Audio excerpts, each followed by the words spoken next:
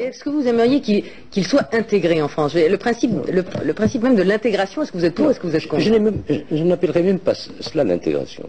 Et je n'aimerais pas du tout qu'il soit l'objet d'une tentative, car ils ne seront jamais intégrés. Vous croyez qu'eux ne le veulent pas, non. ou que c'est les Français qui le refusent? L'exprimeront-ils qu'ils ne le pourront pas? C'est possible entre Européens. La trame est la même. Les mouvements européens dans l'histoire ont été Est-Ouest. Et les mouvements humains. La religion, enfin tout un tas de choses. Mais là, c'est un autre continent. Et vous n'en avez que faire. Ce sera de mauvais Français. Ce seront de mauvais Français. Enfin, vous nous découragez de chercher à intégrer. Je vous décourage, en ce qui concerne les miens, les Marocains, d'essayer des détournements de nationalité, car ils ne seront jamais 100% français. Ça, je peux vous l'assurer.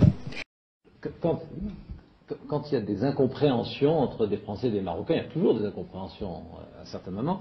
Est-ce que, au fond, en ce moment, vous avez le sentiment qui doit faire le plus long chemin pour comprendre l'autre? Voilà. Je crois que c'est vous, parce qu'on vous connaît mieux que vous ne nous connaissez.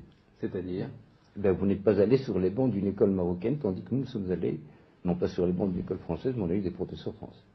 Donc on connaît votre grammaire, on connaît votre langue, on connaît votre histoire, on connaît votre société. Vous ne connaissez rien. C'est à vous de faire maintenant, là. Il faut renverser la vapeur. Il faut faire un petit pas. Vous avez le sentiment qu'on ne s'y intéresse pas assez? Comment? Vous avez le sentiment qu'on ne s'y intéresse pas assez? Non, loin de moi cette idée. Mais j'estime que il y a de ces paresses qui sont naturelles, qui viennent instinctivement. C'est une paresse naturelle, qui s'appelle la loi du moindre effort.